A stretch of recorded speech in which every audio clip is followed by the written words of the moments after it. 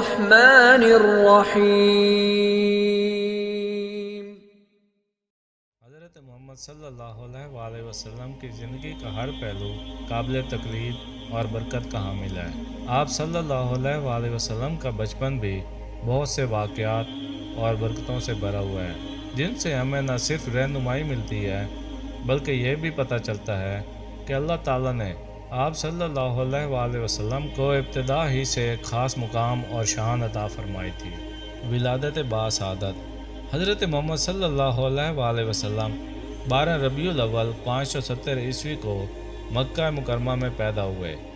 آپ صلی اللہ علیہ وآلہ وسلم کا تعلق قریش کے قبیلے سے تھا، جو عرب کا ایک معزز اور اہم قبیلہ تھا۔ آپ صلی اللہ علیہ وآلہ وسلم کے والد حضرت عبداللہ آپ صلی اللہ علیہ وآلہ وسلم کی پیدائش سے پہلے ہی وفات پا چکے تھے، اور آپ صلی اللہ علیہ وآلہ وسلم کی والدہ حضرت آمنہ تھی۔ حضرت حلیمہ سعدیہ کا واقعہ۔ عرب میں یہ رواج تھا کہ بچوں کو دودھ پلانے کے لیے دیہاتوں میں بھیجا جاتا تھا تاکہ وہ صاف ستھری ہوا اور ماحول میں پرورش پا سکیں۔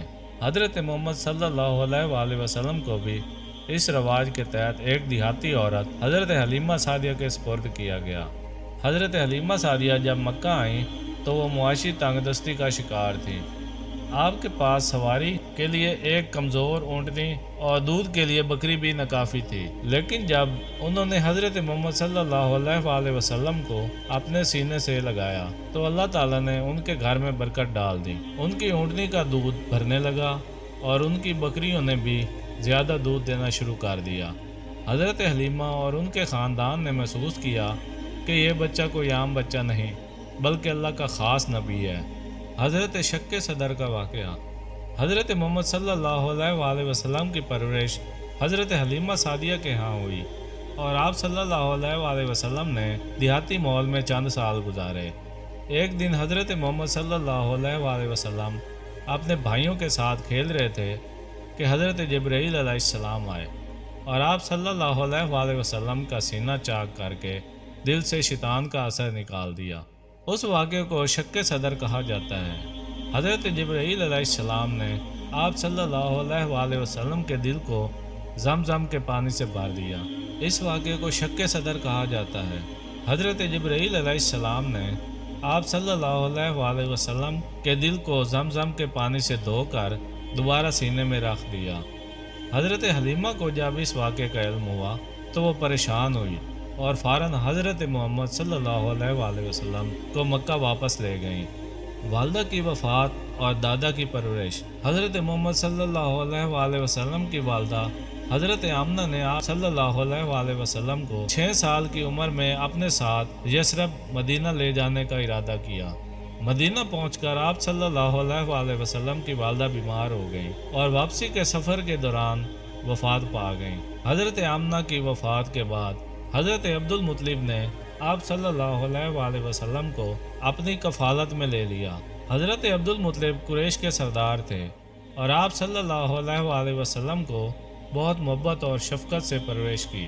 حضرت مطلب کی وفات کے بعد آپ صلی اللہ علیہ وآلہ وسلم کی پرورش آپ کے چچا حضرت ابو طالب نے کی۔ حضرت ابو طالب نے آپ صلی اللہ علیہ وآلہ وسلم کی دیکھ بھال میں کوئی کمی نہ آنے دی اور ہمیشہ آپ صلی اللہ علیہ وآلہ وسلم کا ساتھ دیا، یہاں تک کہ نبوت کے بعد بھی آپ صلی اللہ علیہ وآلہ وسلم کی حمایت کی۔ سچائی اور امانت داری کا واقعہ۔ حضرت محمد صلی اللہ علیہ وآلہ وسلم بچپن ہی سے سچے اور امانت دار تھے۔ آپ صلی اللہ علیہ وآلہ وسلم کے بچپن کے دوست بھی آپ صلی اللہ علیہ وآلہ وسلم کی دیانتداری اور سچائی کی گواہی دیتے تھے۔ قریش آپ صلی اللہ علیہ وآلہ وسلم کو صادق، سچا اور امین، امانت دار کے لقب سے پکارتے تھے۔ یہ القاب آپ صلی اللہ علیہ وآلہ وسلم کی صداقت اور امانت داری کے واضح ثبوت ہیں۔ کعبے کی تعمیر اور حضرت محمد صلی اللہ علیہ وآلہ وسلم کا فیصلہ۔ جب حضرت محمد صلی اللہ علیہ وآلہ وسلم کی عمر تقریباً 35 سال تھی تو قریش نے کعبہ کی دوبارہ تعمیر کا ارادہ کیا۔ کعبے کی دیواروں کی تعمیر کے دوران ایک اختلاف پیدا ہوا کہ حجر اسود کو کون اٹھا کر اس کی جگہ رکھے گا۔ یہ ایک مقدس پتھر تھا اور ہر قبیلہ اس سعادت کو حاصل کرنا چاہتا تھا۔ جب اختلافات بڑھ گیا تو قریش کے بڑے بوڑھوں نے فیصلہ کیا کہ جو شخص سب سے پہلے کعبہ میں داخل ہوگا وہی اس مسئلے کو حل کرے گا۔ اللہ کے حکم سے حضرت محمد صلی اللہ علیہ وآلہ وسلم سب سے پہلے داخل ہوئے۔ قریش نے ان پر مکمل اعتماد کیا اور آپ صلی اللہ علیہ وآلہ وسلم سے اس مسئلے کو حل کرنے کی درخواست کی۔ حضرت محمد صلی اللہ علیہ وآلہ وسلم نے ایک چادر بچھائی اور اس پر حجر اسود کو رکھا۔ پھر قریش کے تمام سرداروں سے کہا کہ وہ چادر کے کونوں کو پکڑیں اور پتھر کو اٹھا کر اس کی جگہ تک لے جائیں۔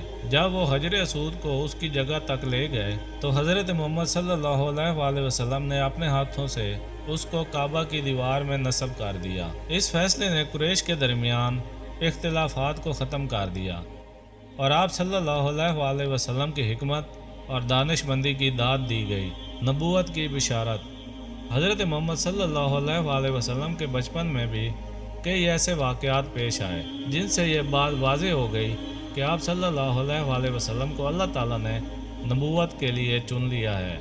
آپ صلی اللہ علیہ وآلہ وسلم کے دادا حضرت عبد المطلب نے کئی بار آپ صلی اللہ علیہ وآلہ وسلم کے چہرے میں نبوت کی علامتیں دیکھی تھیں۔ اس طرح جب آپ صلی اللہ علیہ وآلہ وسلم اپنے چاچا ابو طالب کے ساتھ شام کے سفر پر گئے تو وہاں ایک راہب بحیرہ نے آپ صلی اللہ علیہ وآلہ وسلم کو دیکھ کر کہا کہ یہ بچہ مستقبل میں نبی بنے گا۔ حضرت محمد صلی اللہ علیہ وآلہ وسلم کی زندگی کے یہ بچپن کے واقعات ہمیں ان کی عظمت اور کردار کی گہرائی کا اندازہ دیتے ہیں۔ اللہ تعالیٰ نے آپ صلی اللہ علیہ وآلہ وسلم کو بچپن ہی سے ایک خاص مقام پر فائز کیا تھا اور آپ صلی اللہ علیہ وآلہ وسلم کی ہر حرکت میں اللہ کی رضا اور محبت کا مظہر نظر آتا ہے۔ آپ صلی اللہ علیہ وآلہ وسلم کی زندگی کا ہر پہلو ہمارے لیے ایک سبق اور مشعل راہ ہے جو ہمیں دنیا اور آخرت میں کامیابی کی راہیں دکھاتا ہے۔ نتیجہ: حضرت محمد صلی اللہ علیہ وآلہ وسلم کا بچپن مختلف واقعات اور نشانیوں سے بھرپور تھا جو اس بات کی گواہی دیتے ہیں کہ آپ صلی اللہ علیہ وآلہ وسلم اللہ کے آخری نبی ہیں۔ اللہ تعالیٰ نے آپ صلی اللہ علیہ وآلہ وسلم کی ہر موڑ پر حفاظت فرمائی اور آپ کو بہترین صفات سے نوازا۔ آپ صلی اللہ علیہ وآلہ وسلم کی دیانتداری، سچائی اور شرافت آپ کی شخصیت کے بنیادی ستون تھے جو آپ صلی اللہ علیہ وآلہ وسلم کو بچپن ہی سے دوسروں سے ممتاز کرتے تھے۔ یہ واقعات ہمیں سبق دیتے ہیں کہ بچپن سے ہی سچائی، دیانتداری اور اخلاقی بلندیوں کو اپنانا کتنا ضروری ہے۔ تو دوستوں، اپنا بہت سارا خیال رکھیے گا۔ ملتے ہیں اگلی ویڈیو میں، تب تک کے لیے اللہ حافظ۔